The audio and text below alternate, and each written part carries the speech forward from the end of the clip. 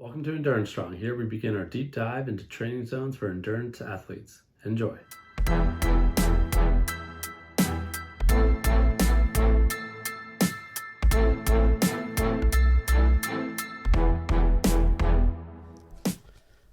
As a coach, a common question I hear from beginner and experienced endurance athletes alike is, how do I get faster? Obviously, this is a loaded question which I have to answer with a lot more questions, but my initial question is usually, well, what does your training look like? To this, I typically get three categories of responses. Category 1 is they run their same 5-mile loop every day at the same pace. Category 2 is they have an interval day, a long ride day, a group ride day, an as you feel day, a rest day every week, but no specifics on how hard or how long. And the group rides and the as you feel rides turn into stages of the Tour de France. Category 3 is the athlete that tells me every pace, watt, TSS score, gram of carbs, and drop of sweat that occurs throughout the week. Clearly, the first two categories need some more structure, and the third category probably some simplification, both of which come in the form of training zones. To some, this may be a new topic, and to some, this may seem like a return to kindergarten, but I think both camps of people will find this deep dive into training zones to be useful. In basic terms, training zones are different ranges of intensity in which you train to elicit different training adaptations. The spectrum of intensity ranges from sitting on the couch to all-out sprinting. Each training zone covers part of the entire spectrum, each covering a zone that will target a specific energy system and/or training adaptation. The number of training zones depends on the person you talk to and the sport, but I use 7 training zones for cycling and 6 for running and swimming, which is in line with most coaches and experts. The first 6 zones for all 3 sports are very similar, with the 7th zone for cycling being very short all-out sprinting intensity, which is more common in that sport compared to the others. As stated above, each training zone is a range of intensity designed to elicit a specific training adaptation. These ranges were chosen based on the energy system you use and the specific stress the given intensity is placing on your body, and thus each zone is a different stress and a different resulting adaptation on your body. The adaptation occurs to help you better be able to handle that stress in the future, i.e., handle a faster pace during a race, get up a hill quicker, or finish with a strong sprint.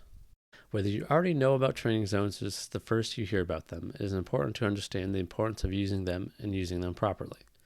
To illustrate this point, let's use a strength training analogy. If you went to the gym and only did bench press, you wouldn't expect your legs to get bigger and stronger. Likewise, if you only use certain training zones in training, you won't get better at the other ones. This is why designing your training to use all the training zones required for your sport in the correct proportions and at the correct time is important. To continue our strength training analogy, if you did 1 set of an exercise for each muscle group during a workout, using a weight that was just sort of hard, you would be more well-rounded, but you wouldn't maximize your results for any or all of the muscle groups. Likewise, if you went for a bike ride and went sort of hard for most of it and performed one interval of various training zones throughout, you would be well-rounded, but you wouldn't maximize your ability in any given training zone. Where training zones correlate to certain training adaptations, it's important to stress them specifically and aggressively for maximum improvement in that zone, just as you would do 3 sets of heavy bench press on your upper body day and 3 sets of heavy squats on your leg day.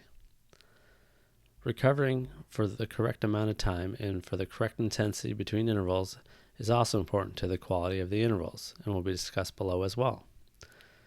To continue the strength training example, you wouldn't rest for 10 seconds or 1 hour between sets, nor would you do a bunch of push-ups between sets of bench press. Since training zones are based on intensity, we need a way to measure intensity, i.e., how hard you are working. Pace for running is the gold standard method for gauging intensity and is therefore recommended, though it does necessitate having a GPS running watch, which I would highly recommend for any runner as well, especially while following a formal training plan. Power for cycling is the gold standard method for gauging intensity in that sport and is therefore also recommended, though it does come at the highest financial cost, so it's understandably not for everyone. If attending a power meter is possible, though, it is a great investment for your training. Heart rate is another good way to gauge intensity your body is going through for either sport, though it can occasionally be unreliable due to a variety of reasons, including stress, sleep, and hydration levels, so this should be kept in mind. Rate of perceived exertion, RPE, is literally how hard the exercise feels, and the body is quite remarkable at gauging intensity, so don't count this one out. Being in tune with your RPE, even while using pace, power, and or heart rate, is a good idea as well. For swimming, pace, usually in time per 100 meters, and RPE are both good options. Pace can be determined by checking a clock/watch between laps and is most useful for faster intervals of 400 meters or less. While pace can also work for longer intervals, i.e. endurance swims, and easier parts of your swim, i.e. the warm-ups, cool-downs, etc., RPE is usually sufficient for gauging these efforts. The magic of training zones are that they are individual to you based on some simple testing you can perform. The test will yield functional threshold paces for running and swimming, and a functional threshold power for cycling, all abbreviated FTP, as well as a functional threshold heart rate, abbreviated FTHR. You can download your free Endurance Strong Training Zone Calculator at endurancestrong.com using the Training tab and scrolling down to Training Zone Calculators. These calculators will tell you how to determine your FTP and will calculate your individualized training zones for each sport. There are some general trends and notes to discuss before diving deeper. First, training zones range from very easy to maximal efforts. The higher intensity or the harder the effort is, the shorter you can perform that effort. For example, you can go at an easy pace for hours but can only sprint for a matter of seconds. Along the same lines, the higher the intensity of an interval, the more time you will need to recover from that effort in order to perform another. Second, while the zones are divided at specific intensities, there's going to be overlap between the zones and should be viewed as a full spectrum of intensities.